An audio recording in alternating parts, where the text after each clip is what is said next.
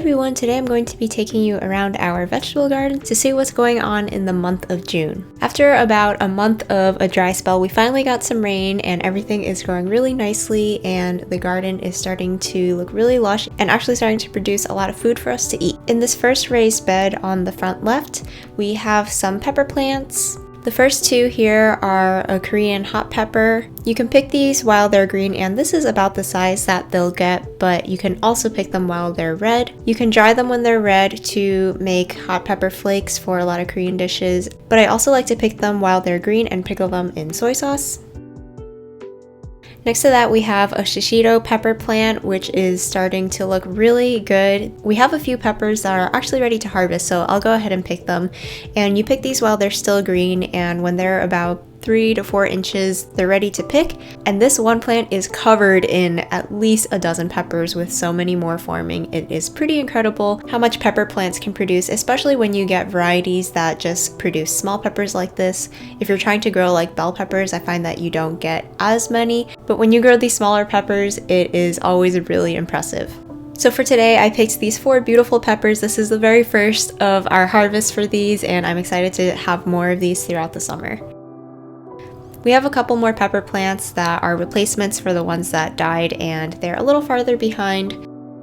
Next to that, we have a yellow squash plant, and that is starting to put out fruit. We've been checking every day on the undersides of the leaves for squash bug eggs and also at the base of the plant for the actual bugs, just to make sure we can stay on top of that pest problem, because once it's there, it's pretty hard to get rid of.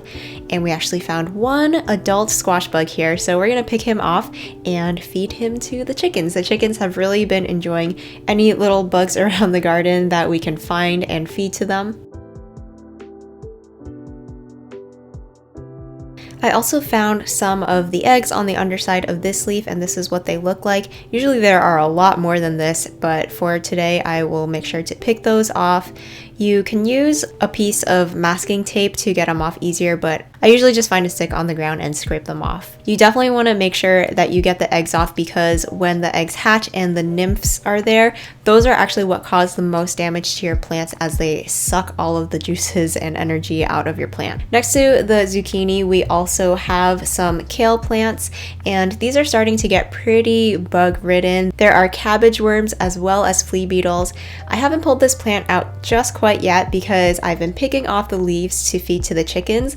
They love the kale and they also love the worms, so it's actually a pretty great food crop for them, even if it's kind of a little gross for us to eat. The kale plants are also a really awesome trap crop for these flea beetles, because in the next bed over we have a few eggplants, and flea beetles love eggplants. But for the first few months, I kept these plants covered with frost fabric. You can see these hoops here that I put the fabric over. And since I kept those covered, these plants were off to a really good start, and they've done much better this year than we've ever had them in the past.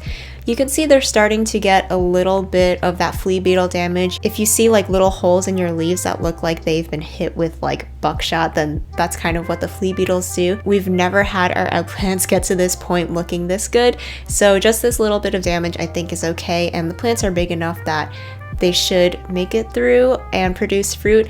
There are lots of flowers on here, and I actually found this one little baby fruit at the bottom of the plant, which is really exciting. These eggplants are a long Asian eggplant variety, and eggplant is one of my favorite vegetables, so hopefully we get a pretty good harvest this year. All around these 4 eggplants, you can see a bunch of leafy growth here, and these are all bush beans.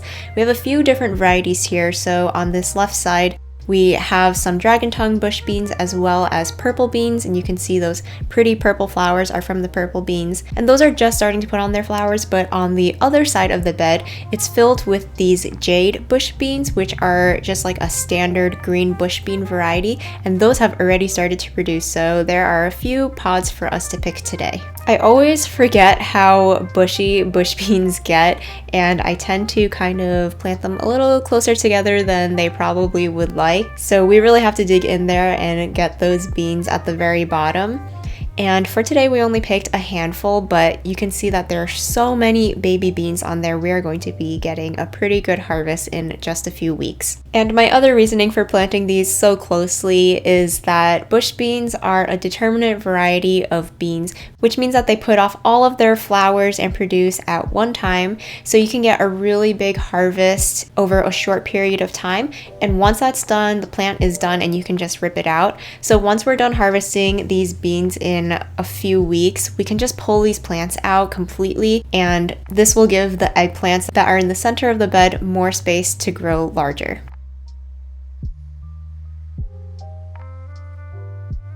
In the next bed, we have some carrots and beets, and we have actually harvested a lot of these carrots. This is a Danvers half-long carrot, and we had some pretty good germination this spring. We have not had good luck germinating carrots in the past. And the other day we had picked a whole bunch as well, so we're going to be roasting a whole bunch of these for dinner tonight. For the most part, these carrots did grow pretty nice and straight in this raised bed. We had a couple of forked ones and a couple of little ones, but I'm pretty happy with the way they came out.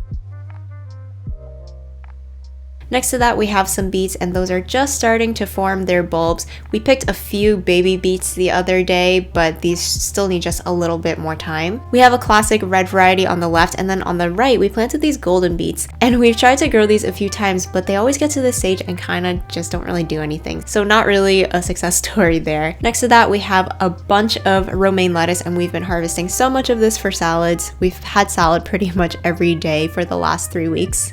We just pick the lower leaves off of these plants and the plants just keep on producing. We have to use these up soon because they are starting to go to seed. Next to that, we have a couple of hot peppers. I like to keep these away from the mild peppers so that they don't cross-pollinate. In the next bed, we have our A-frame trellis that is so glorious covered in these peas. It's getting to the point where the powdery mildew is starting to take over, especially along the bottom of this plant. We've harvested probably a gallon or so of peas from these dozen or so plants, and there's definitely a lot of peas higher up on these plants, but we are going to be pulling these out soon just because that powdery mildew is starting to spread to the upper levels, and you can also see the quality of the peas is starting to degrade a little bit. They're not getting as big. Some of them are getting covered in the mildew, and they're also getting a little deformed, and this is also due to the hotter days we're getting. So we're just going to pull these out, plant something new in this area, and then move the A-frame trellis over to another bed. Next to that, we have some more lettuce plants. You can see all the areas along the bottom of the stem where we've been picking those leaves, and then the tops just keep growing. And then we have these peanuts that we planted in a previous video, and you can see how they've come up really nicely. We had really good germination with those, and they're doing well. At the end of the bed, we have some cilantro that has bolted, so this is not really good to eat anymore, but I've kept them here just until I have something to pop in this bed. I always like to leave flowers or plants that have bolted in the garden for the insects if we don't need the space right away. And also, you can just wait for these to go to seed and harvest those if you'd like to replant, or you can also use it as coriander. Turning to the other side of our raised bed garden, we have this very new structure, this cattle panel trellis that we just installed the other week. We're really excited to have this. Again, we really like having vertical structures in the garden, and it's also really nice to have a spot to grow things vertically so that it doesn't take up as much space in your beds. So at the base of this trellis, we have some Asian long beans planted. On one side, we have the green variety, and on the other, we'll have the red one. And these do really well in hot weather, and they look really beautiful in the summer too. On the other side of this last bed, we have some sweet potatoes, which we also planted in that video with the peanuts, and those are doing really nicely.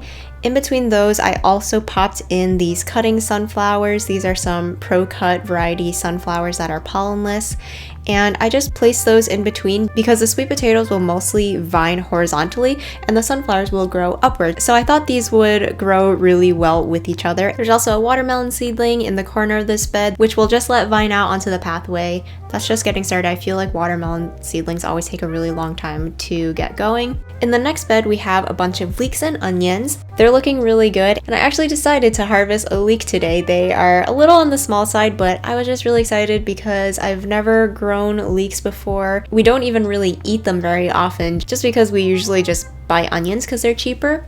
But this one definitely looks like it's good eating size, and I think it turned out really beautiful. We grew these leeks and also the onions in this bed from seed, and I think this is a pretty good success.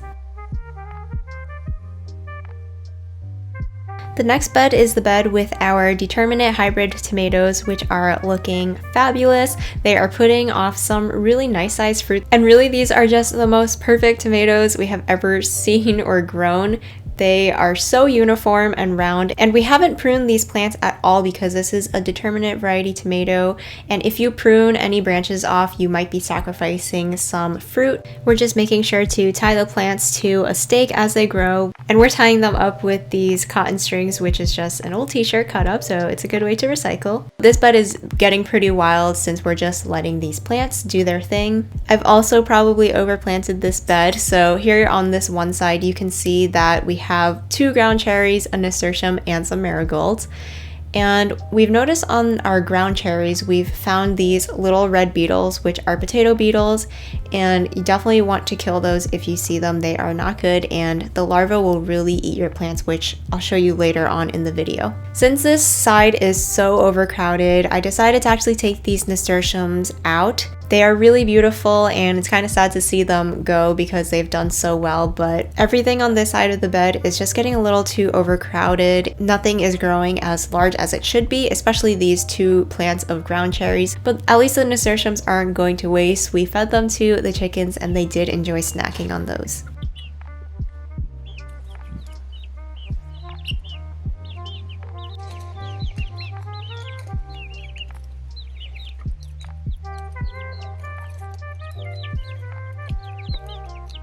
Interspersed with the tomatoes, I also planted in some onions in there. These again were ones that were grown from seed, and those are starting to get really nice and large. I'm hoping that they don't take away too much from the tomatoes since they mostly grow vertically and not bushy. I have just been pulling out some of them to use a little younger as green onions just to give the other plants more space as well. We also have some other nasturtiums on the other side of this bed. This dark red one is part of a Bloody Mary mix, and this bright one is more of like a common variety, and we've coined this one a Cheeto nasturtium because it looks just like Cheeto dust. In this last raised bed in this main area, we have some calendula flowers on the edge. I like to grow these for skincare and also just as a really good plant that's good for the beneficial insects in your garden. And for skincare, you just harvest the flowers, and I've just been picking a few every day and setting them aside to dry, and I'll infuse them in oil for soap and salves.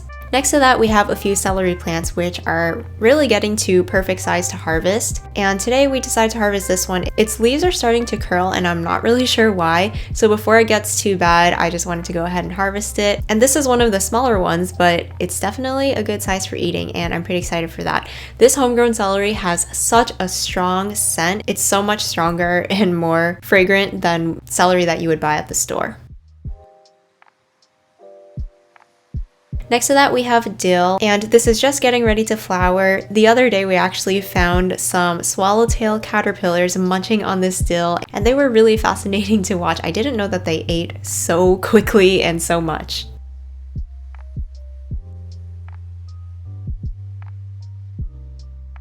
On the other side of the bed, it's kind of a hot mess. There's a whole bunch of stuff all jumbled in here. We have some purple carrots. These are not quite ready to harvest yet, but you can see on the leaves it has a little bit of a purple tinge, which is pretty cool.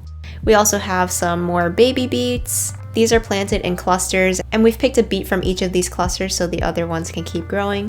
We have some cucamelons that are just starting to vine out. Just as soon as we get the peas pulled out this week, we're going to move that trellis over so that these have something to climb up on. We also have some ground cherries on the edge, and we've started harvesting a few of these each day, and these kind of taste like a really ripe, tiny tomatillo. They're kind of an interesting flavor, and we really enjoy them. So those potato beetles that I mentioned earlier have really been munching on these plants. Here are what their eggs look like. So when we find them on the undersides of the leaves, we just take those off and try and squish them. And here is what the larva looks like. These are probably the grossest bugs I have ever seen. They can defoliate your plant so quickly, and they kind of have a line of poop along their back. It's really gross and disgusting. Anyway, we've just been trying to pick those off when we see them. Definitely want to wear gloves for those. On these two taller trellises that we have on the side, we have a bunch of melons, gourds, and squash growing. So we have some delicata squash, which has pretty much tripled in size, I think, since it rained. It is doing really nicely. And then on the other trellis, we have like our Asian gourds on here. In between these two trellises, we have an area that's just filled with pretty flowers. We have some borage that has just started to flower. These are edible flowers, and I think they're also supposed to be really good for bees. We also have some sunflowers that are just starting to open. Hidden under those, I also have some breadseed poppies. So here's what the bloom looks like, but the blooms don't last long. Mainly you usually grow them for the pods, which get really big. This is actually a little on the smaller side because they're crowded out. But once those dry, you can take the seeds out and just use them as you would poppy seeds, which is pretty fun. Now moving on to our back in-ground garden space.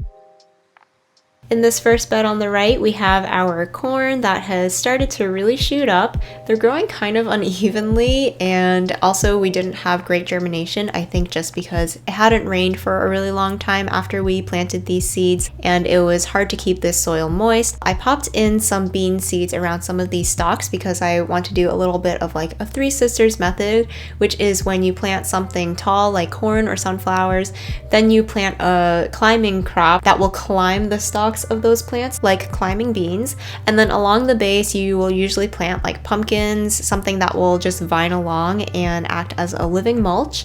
I planted watermelons here, so you can see this little cluster of seedlings, and this is a big area where we didn't have germination and the corn didn't come up, so hopefully those watermelons will really just take over this space and fill in that empty area. At the end of the bed, we have a few more stalks of corn. And the next bed is just a cover crop area right now, so this is not really for production. We're just giving the bed a little bit of a rest before we go in with a succession of corn later in the season. We have some cowpeas that you can see on the right, and we also have some volunteer potatoes just because we planted our potatoes here last year, and once you plant potatoes, you will just continually get volunteers from the little tiny tubers that get left in the ground. The next bed is our peanut and sweet potato bed that we planted a few weeks ago. This is like the in-ground comparison that we're doing versus the raised bed, peanuts and sweet potatoes. And the peanuts have come up just fine. They don't seem to be bothered by this back area that's drier and has a little bit of a more dense soil. The sweet potatoes did get kind of dried out after we planted them, so the foliage has kind of died back a bit, but I'm pretty confident that those will come back just fine.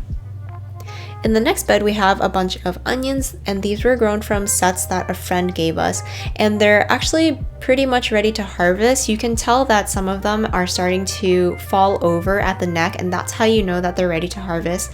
Some of them are still straight, they're still growing, but we've just been harvesting these one by one to eat fresh. We had also had radishes growing in between these onion rows earlier in the season. Those are all gone now, but I had also thrown in some carrot seeds just to see what would happen as an experiment, and I found a few that were ready to harvest, and they surprisingly grew really straight. I was pretty surprised because the soil back here is pretty dense and clay-like, and typically you would want to grow carrots in looser soil, but these actually turned out really beautiful.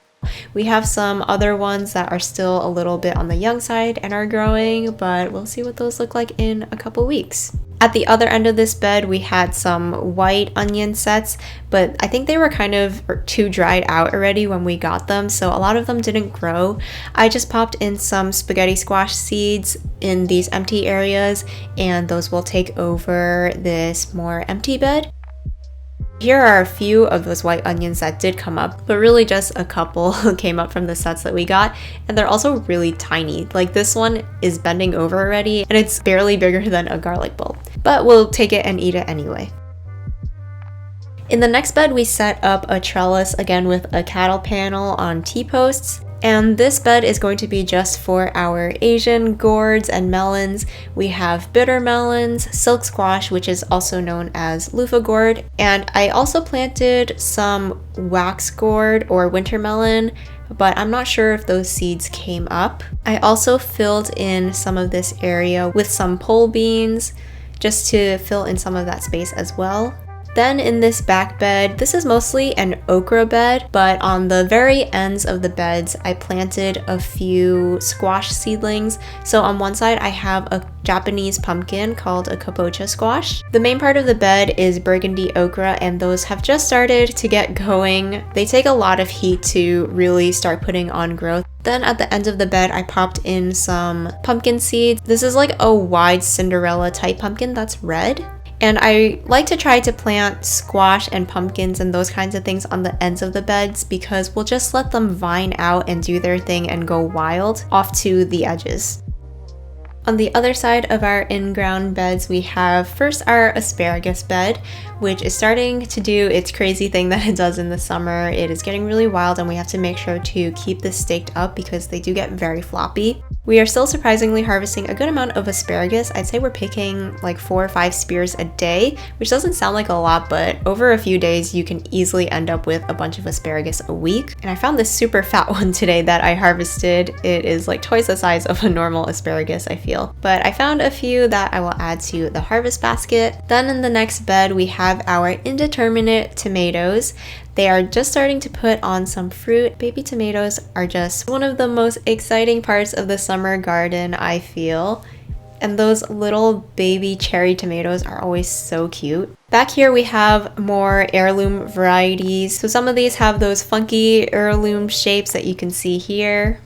Since these are indeterminate varieties that grow really tall, we've been trying to keep on top of keeping them pruned, trying to keep them to either 1 or 2 stems and taking off all of the suckers as well. It's kind of a mess back here because some of the ones that I thought died in the frost came back, so some of these areas are a little overcrowded and we'll just see what happens. I'm kind of just gonna let it do its own thing and see what comes out of it.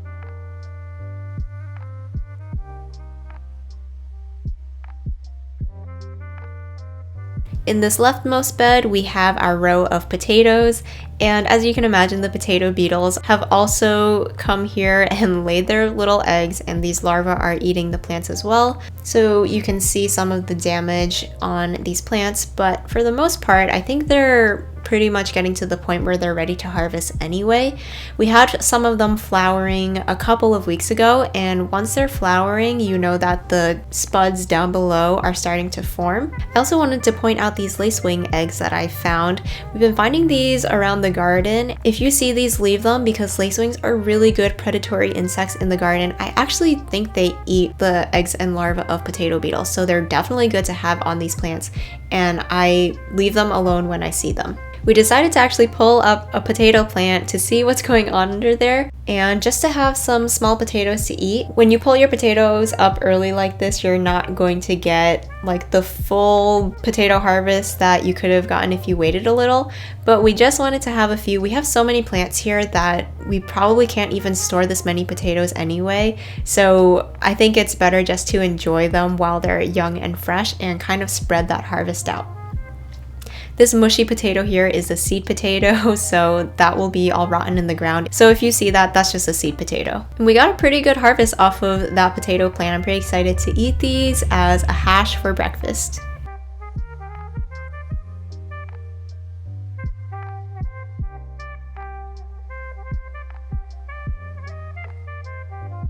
So here is the final harvest that we ended up with today after walking around the garden and seeing everything that's growing. There is starting to be so much to harvest, and soon we are going to be overwhelmed with picking stuff every day, and it's a really exciting time in the garden. I hope you guys enjoyed seeing around our vegetable garden. Next, I will be doing a separate video for our cut flower garden tour, so make sure you're subscribed and we'll see you again in the next video.